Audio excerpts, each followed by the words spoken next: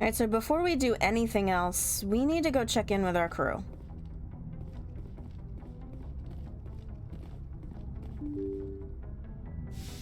Because, I haven't actually talked to them in a bit. So, yeah, let's go check in with them. Let's start with the Garrus.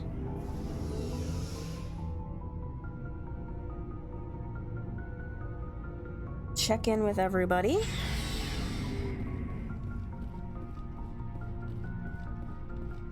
Commander, how are you? I'm good, how are you? And let's talk about CSEC.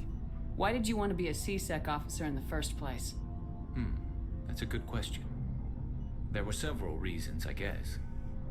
Such as? Care to elaborate? Like what? Probably the same as most officers. I wanted to fight injustice, wanted to help people. I guess my father had something to do with it too. He was CSEC, one of the best. I grew up hearing about his accomplishments or seeing his picture on the vids after a big arrest. He's taking my resignation pretty hard. I mean, I guess I can understand that. That's tough. But you'd think he'd be impressed you're going after Saren. My father's a CSEC man to the bone. Do things right or don't do them at all, he says. He thinks I'm being too rash, too impatient. He's worried I'll become just like Saren. He actually talked me out of becoming a Spectre when I was younger, for the same reasons. Really? You were in line to be a Spectre? You were asked to be a Spectre. Well, I was targeted as a possible Spectre candidate. Me and about 1,000 other Turian military recruits. I could have received special training, but my father didn't like it. He despises the Spectres. He hates the idea of someone having unlimited power with no accountability. He wouldn't like you, Commander. No offense. Well, that's just too bad, isn't it? I mean, that kind of sucks. I suppose I can understand his concern. You can.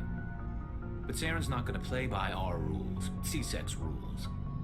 If you want to nail Saren, you need to send someone who isn't restricted by policies and procedures. Okay, but that's not entirely true. I mean, yes, we want to capture him, and we will.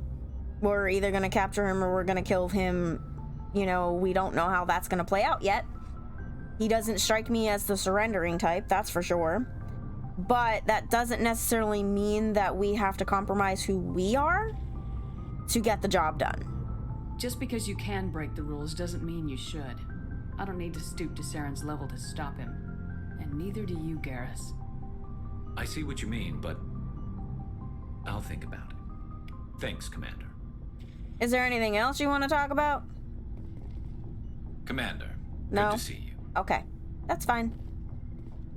Let's check in with Ashley. Commander? Do you have anything to talk about? Do you have a few minutes to talk? One-on-one? Sure. I was just watching some mail from home. Oh, before I go, we saw Caden in a news vid about the Normandy. He's cute. Later, sis.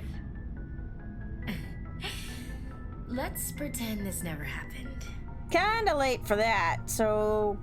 Caden, huh? Are you interested in the Lieutenant, Chief? No, ma'am. And anyway, Scuttlebutt says he's already sweet on someone. What's up? You didn't come by to eavesdrop on family mail. I mean, I hope he's sweet on someone, and I hope that someone is me. That would be great. But tell me about your family, because we don't really know that much about you. Your family seems to be important to you. Yeah, we've always been close. Me and my sisters especially. With Dad on duty so much, I had to help Mom raise them. Really? Okay, let's talk about your dad. Did your father serve with the fleet? Yeah, took any crap posting he could get that offered space time. You know what? He worked his ass off trying to get recognized, but he never made it above serviceman 3rd class. He was real proud when I made Chief.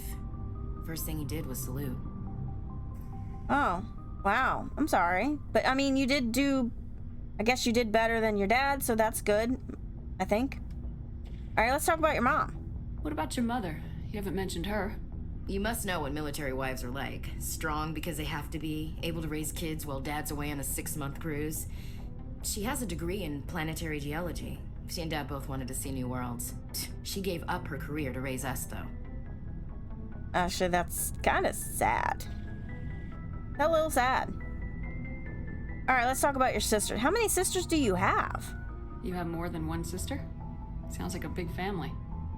Yeah, I'm the oldest, then Abby, then Lynn. Sarah's the youngest. She's still in high school. There's 4 of you? With 4 girls, Dad used to say he felt more outnumbered at home than on maneuvers. Really? Where's home? Where did you grow up? All over. We transferred a half a dozen times before I finished grade school. You go where personnel command sends you, right? I guess that's why I'm so tight with my sisters. We'd have to leave all our friends every 2 or 3 years. Okay, so you helped raise your sisters. Explain. After helping raise them, your sisters still talk to you? Amazing. Things were tense between Sarah and me for a while. Then we bonded. Oh, really? Let's talk about that. Sounds like a story. Feel like sharing? Sarah got herself a boyfriend who wanted to go faster than she did, Mike. I didn't think he was a bad kid, just pushy. Lynn would send me these worried vid mails, and I'd tell her to relax. What about these vid mails? Where were you when this was going on? I was on active duty. Sarah's graduating high school this year. This was only a couple of years back. They were on Amaterasu. At the time, I was assigned to Chernobog. Same cluster, but a dozen Hellwire away. Close enough to talk regularly, too far to make it back in an emergency. I couldn't afford a fast packet flight. Well, no means no. And that's that. And it's a shame that it sounds like this boy didn't understand that. If he really liked her, he wouldn't be pushy. Yeah, of course. If he didn't ask at all, I'd wonder if he thought Sarah was ugly. Damned if you do, damned if you don't. Mike thought they'd go for a romantic walk in the woods, because he figured it was past time they did the deed. She levered Mike face first into a tree and left. Didn't have a scratch on her. Good thing Mom and Dad had us all learn some kind of self-defense. I took emergency leave and walked Sarah to school for a few days.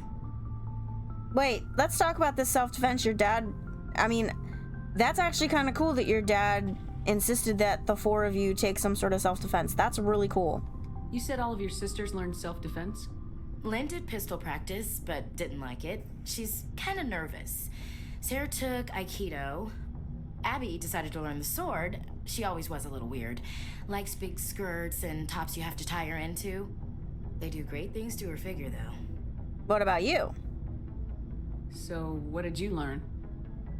One of Dad's friends taught me Marine hand to hand. Oh. Wow. Okay. Well, what happened to Mike? Did anything happen while you were home? My last day out, Mike was waiting for us. Sarah had told her friends, so everyone at school knew what he did. He wasn't happy. I wanted to snap him in half, but Sarah gave me this look, this let me handle it, I need to do this alone look. She kept her cool, God bless her, as he screamed in her face. She just let him vent. Then he tried to punch her. I swear, she just flowed around him. Next thing I knew, he's face down on the sidewalk and there's blood everywhere. Damn. That's unbelievable. Sarah must be as good as you. Better. I'm more or less a straight-up puncher. When he swung, she wasn't there anymore, and he fell. She helped him stop the bleeding and had me call an ambulance. She told the paramedics he fell. Before they took him to the hospital, Mike touched Sarah's arm. I thought he was gonna end up on the ground again. But he hung his head, whispered, "I'm sorry," and started crying. And she hugged him. The Williams women are a decisive bunch, Commander. We do things when we're ready. Not before, not after. I mean, I agree with you. That's the way it should be. So I'm right there with you, Ashley. Yeah, this is a very interesting story, and I hope that I get to meet your sister someday. Your sister's something else. But you didn't mention your father at all. Was he on deployment? Dad always wanted to serve in space, but he wanted us to have real ground under our feet. He'd say, space is beautiful, but you can't raise a family there. I cannot rest from travel. I will drink life to the lees. All times I've enjoyed greatly, have suffered greatly, both with those that loved me and alone. For always roaming with a hungry heart, much have I seen and known, cities of men and manners, climates, councils, governments. I would not have pictured you to be a poetry lover, Ashley. I never thought I'd hear you reciting poetry. Just because I can drill you between the eyes at 100 meters doesn't mean I can't like sensitive stuff. Just don't spread it around. Ulysses was my dad's favorite poem. Every time he shipped out, he recorded me reading it. He had a dozen versions when he retired. It is a good piece. Does he still like it? I sure hope so. I read it to his grave every time I go home. Dad passed on a few years back. He's probably still watching, though. Ah, from the afterlife? Is that what you mean? You mean from wherever we go after death? Dead on, Skipper. He's with God now. That's not a problem with you, is it? That I believe in God?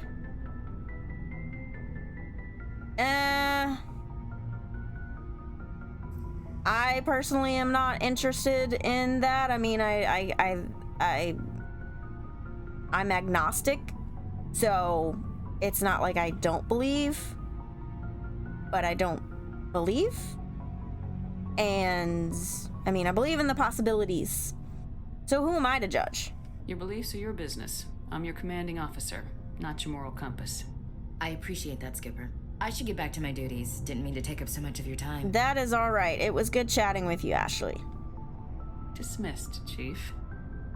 Ma'am. Okay, let's see what Rex is up to. What do you want, Shepard? I don't know. Let's talk. Why did you become a mercenary? Lots of reasons. Like? Such as? Such as, I needed to get out of our system. I needed to eat. I needed to survive. Okay, but why did you leave, though? Why not stay and help your people? I tried to help. That's why I had to leave. Really? What happened? I was betrayed. I was head of a small tribe. We were trying to restore order after the war, but the other tribes were against us. They followed Jared, one of the few warlords who survived the war with the Turians. But he was old, and so were his ideas. He wanted to continue the war. He wanted us to fight. Turians, Solarians, each other. It didn't matter who, as long as we were fighting. Okay, but what about you? What did you want? I just wanted Jared to shut up, to stop his ranting. I wanted him to stop leading the tribes astray. But he couldn't understand how much things had changed. We didn't have the numbers to go to war. Even if we did, the genophage made sure we couldn't replenish our numbers fast enough. I told them all to forget about war. We needed to focus on breeding, at least for one generation. And for a while, we were getting through. Some of the tribes started coming around. Okay, but then what about Jared? It doesn't sound like he really cared about any of that stuff. I take it the warlord didn't appreciate that. No, he didn't. He arranged a crush with the tribes, a meeting on neutral ground. He wanted to talk. We met at the Hollows, near the graves of our ancestors. The skulls of our dead laid bare to remind us where we come from and where we all go. It's as sacred as any Krogan place can be. Violence is forbidden. Really? Kinda risky. Sounds like a trap to me. You must have suspected as much. I did. But when your father invites you to a crush, well, there are some laws that even we hold Hold on, what? sacred.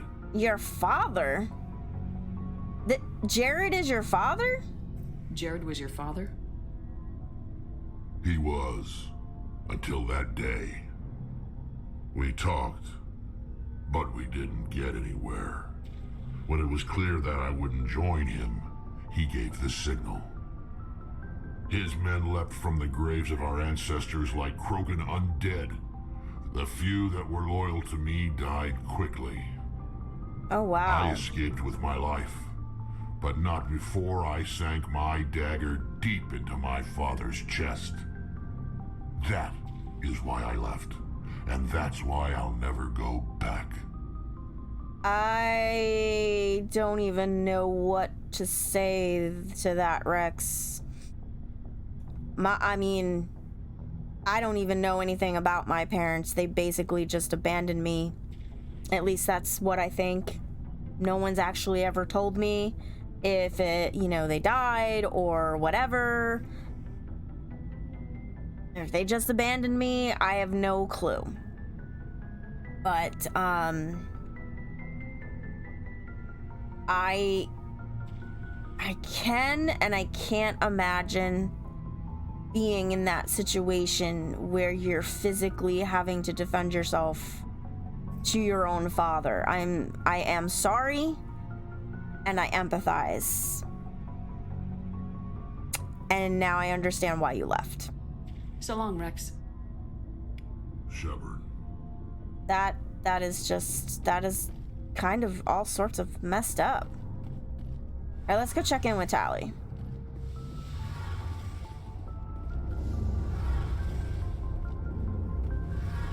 Oh, hello, Shepard. What's wrong? You sound a little down. Are you okay? I don't know.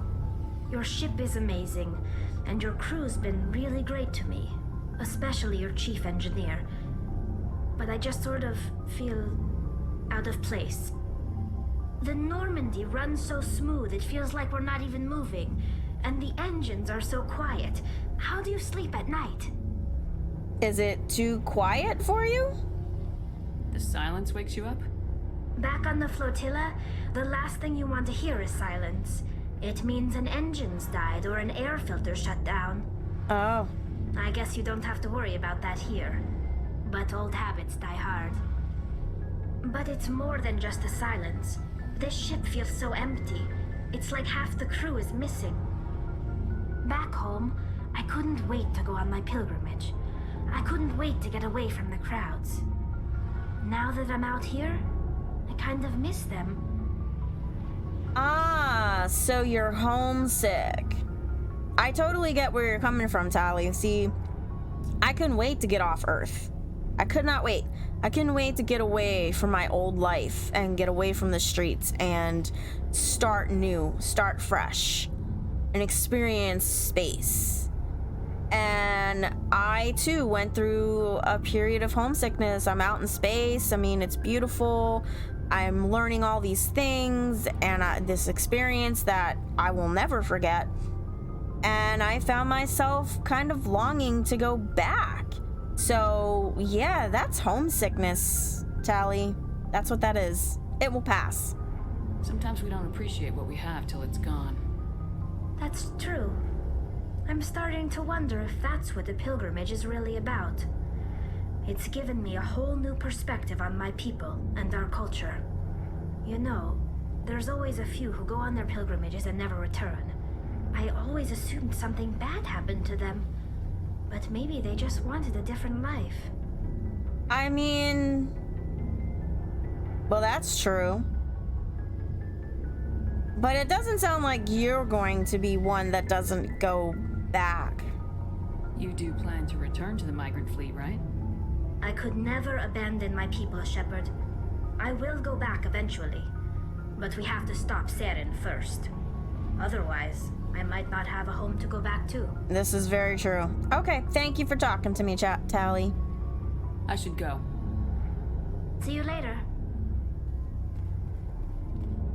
Alright, well, we chatted with everybody.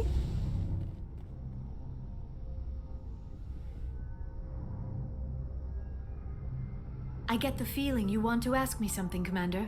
Well, I'd like to know more about you, Liara. Maybe we could pick up where we left off. You were telling me about your interest in the Protheans. Actually, I think I was talking about my interest in you, and making a fool of myself in the process. As I said, I am That's not okay. used to dealing with people, especially humans. I did not really know much about your species when we first met, Shepard. I found it hard to take humanity seriously. Your kind always seemed so rushed and high-strung. I mean, that's true. I mean, we don't live as long as you, so... I mean... You live like to be 1,000 years old. We're lucky if we make it to a little over 100. For most of us. There are exceptions to that. Yeah. We don't have the luxury of time, and Asari can live for 1,000 years. We're lucky if we hit 150. That is true. At first I thought that was a weakness of your species. After spending time with you and your crew, however, I think it may actually be an advantage. Oh, you think so? You humans are creatures of action. Yes. You pursue your goals with an almost indomitable determination. This It is is an true. admirable trait, but also an intimidating one. Intimidating how exactly? You're scared of us? Unfortunately, the rest of the galaxy sees humanity as something of a bully. You run over anyone in your path to get what you want. It is up to people like you to change their minds, Shepard. I see where you're coming from, Liara, and yeah, I can kind of agree with you. We're not all the same, unfortunately. Those of us that are trying to make things better sometimes get drowned out by those who just want personal gain and are completely selfish, and they don't care about anybody else, and they don't care who they hurt in the process. I mean, I'm trying, but I'm only one person.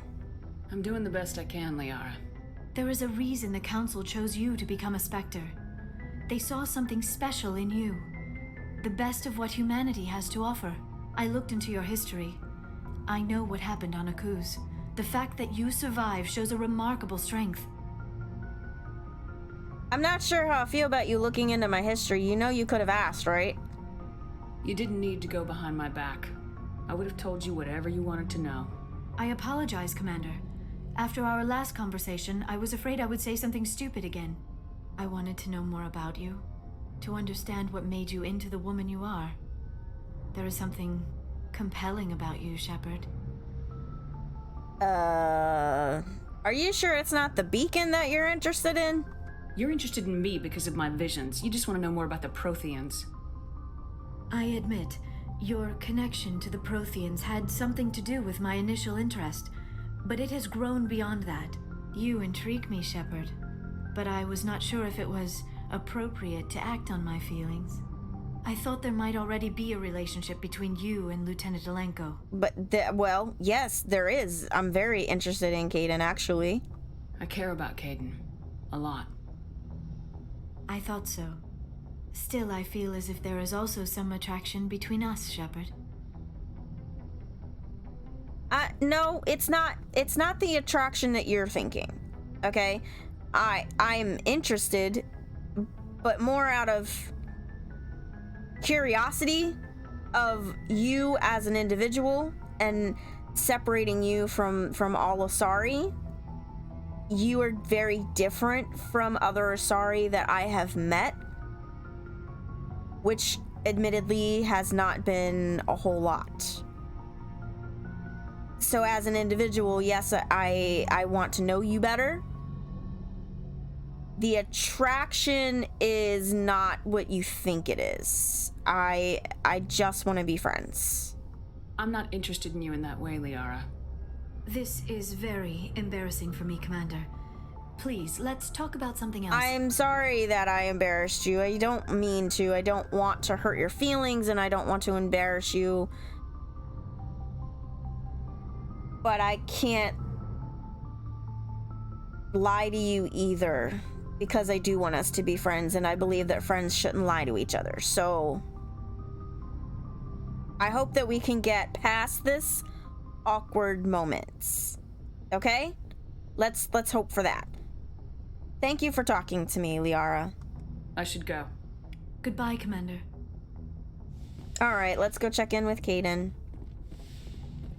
I am interested in seeing how he's doing over here.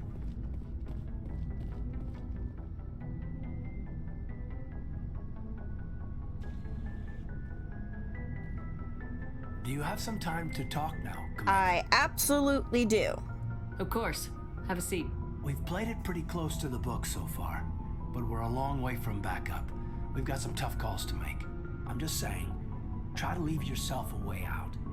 I've seen what cutting corners can do, and I'd hate to have that happen to you, Shepard. Commander. Really? You called me Shepard. That's very informal of you.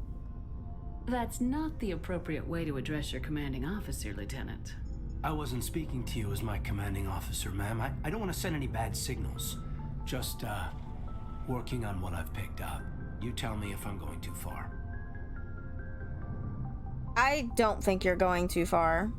Well, what's your logic, though? I'm listening. Tell me why you feel the need to speak up. I'm not questioning any decision you've made, Shepard. Let me be clear about that. It's just my experience that once someone lets something slide, it tends to pick up speed. Do you get my meaning? Sounds like you've had a bad experience. Talk to me, Caden. You got a little black rain cloud sitting over your head. I'll try to keep the deck dry. You know the records about the biotic training out on Jump Zero? They're all classified because the Alliance made mistakes. After first contact, Kinetics was set up to track Element Zero exposures and develop implants for humans. Once we had an embassy on the Citadel, Kinetics could bring in experts instead of taking it slow. And who were these experts? The only experts would have to be aliens. Dead on. Turians, actually. That's why Kinetics kept it a secret. They were afraid of what people back home would think, asking the Turians for help when we just fought a war with them. So wait, why not the Asari? Although I believe Liara said something to that effect, but still, why not the Asari? The Asari would have been more acceptable than the Turians. Yes, but the company didn't go through the Citadel. It would have made Earth look weak, so they discreetly hired some Turian mercenaries. See, this is what I'm talking about. We need to stop worrying about what it would make us look like. We should have gone about this the right way. Maybe if we had gotten the Asari to come in and help us, who have more expertise with this kind of thing, we would have been better off. And we definitely would have actually maybe even improved quite a bit. Politics. I just don't get it. Alright, well, why couldn't we do it alone, though?